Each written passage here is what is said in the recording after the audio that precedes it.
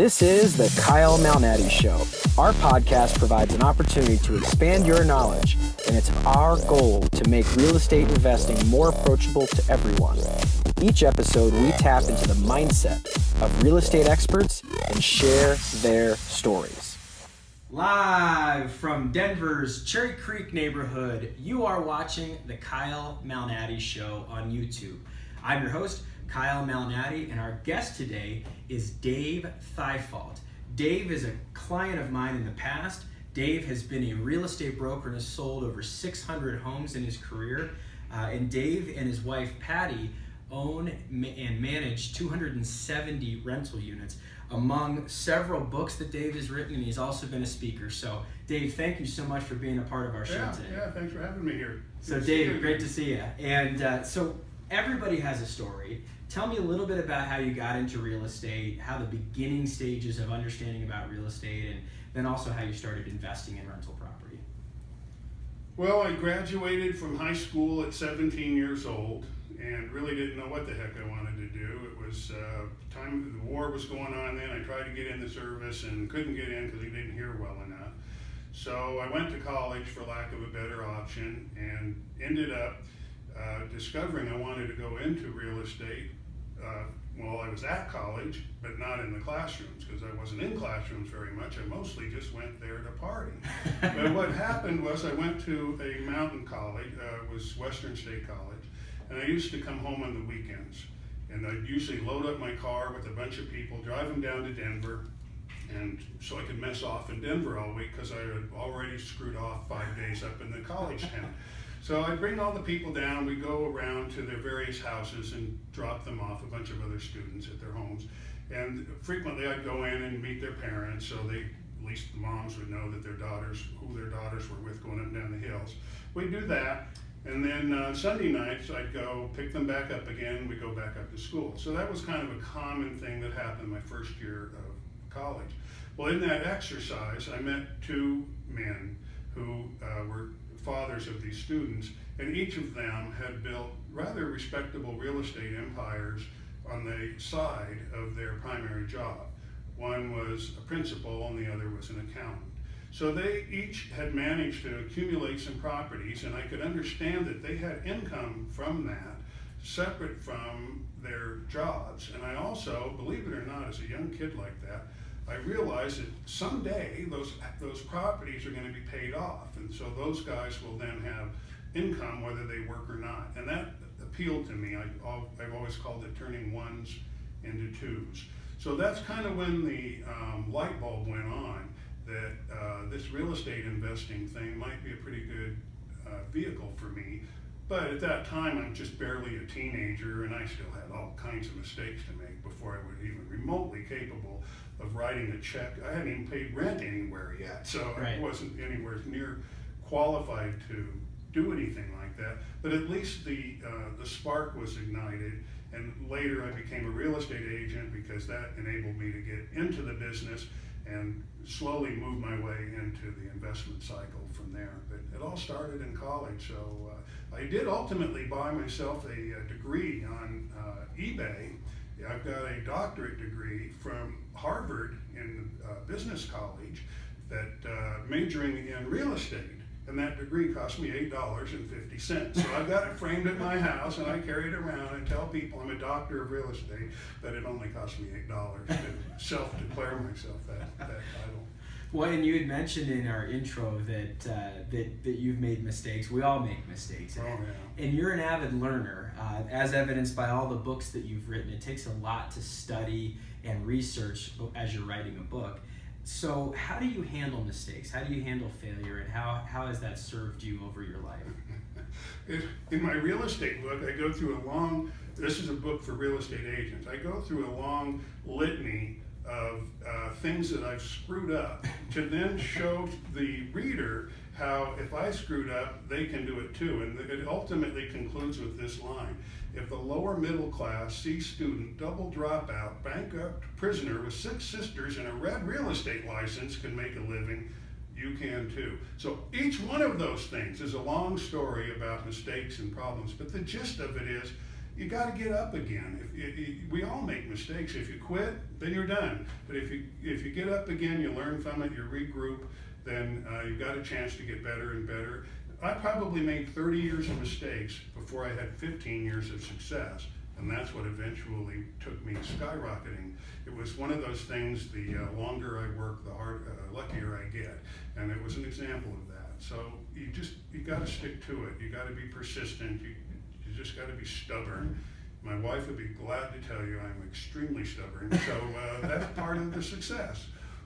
Well, and I love that whole theme, that whole idea of we're all going to make mistakes. It's about how you learn from those mistakes and work to not make those same mistakes again. And you shared a quote, or you picked a quote, that I'd love to share. And it's by an unknown author, but it's, remember that guy that gave up? Neither does anybody else. And the whole concept there is that if you give up after you've made a mistake, you've basically sealed your fate. And the person that continuously gets up and learns from it and moves forward is the person that ends up being a success. I've often found that my success is standing on a mountain of failure. All these different things that didn't work out, and all of a sudden I realize, hey, things are going well. So yeah, I think that's great advice.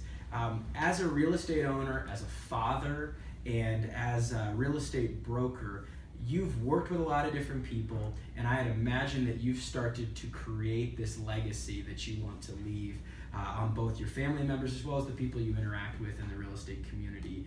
What type of legacy, what does legacy mean to you? Well, I'm going to say probably one of the keys to what's worked for me, and what my sons, one of them's a property manager and the other one runs our maintenance crew. So they're both leaders in their own right, and they're both way better in those veins than I ever was. But I think what we've all taken from this is the what we'll call long term. Instead of trying to make a fast dollar, which is almost a trick that, yeah, you can do it, but it's difficult. We go for the long term. We look for long-term passive income, because if you get that accumulated, one of my friends I quoted in the book said, you've got it made financially when your passive income exceeds your fixed monthly expenses. And I think that's a stroke of brilliance, because what he's basically saying is, if you build up your income streams and then you can live within that, you're basically retired right then and there, even if you're 30 years old, because you've got all the money you ever need, and all the work you do thereafter is mostly just intellectual stimulus. It's recreation. It's no longer out of necessity. So the message then would be, think about the long term rather than the fast buck. Know that gravity's always going to be there, the sun's always going to be there. So there's some universal truths. Every month is going to have a first day of the month when mortgages are due. So you can either be the guy who goes out and pays somebody else, rents from them, or pays for a home, or you can be the guy that has people paying off your property for you. And ultimately you end up with free and clear property, more and more income. For me, I'm going to argue that the long term is really the better way to go, as opposed to trying to make a quick buck that just kind of always seems to get away. All these things kind of tie together: hate debt, save consistently, and invest wisely. And then that's where you come in. You certainly are capable of showing us how to do that. Yeah, well, I love those three messages. That's a wonderful, very simple way for people to look at it. Learn to hate debt, save consistently, and invest wisely. Right. And I love it. And I think you have to do all three. Mm-hmm. You really do. And I encourage my clients, even with the calculated debt, the collateralized debt on real estate, to learn how to pay that off as quickly as you can too, because at some point we're all going to retire, and at that point you have less margin, you have less margin for error, and I would prefer that my clients own free and clear real estate at that point. And so I think that it's a good message to share with all that are watching our show. You're an avid reader. We talked about that as we were prepping for the show. You've obviously written several books. How do we find your books, by the way, Dave? How does that happen? Well, they can go to a website, my website, davidthyfault.com. That's not particularly complicated. There they can get hard copies through Amazon, but there's free e-versions.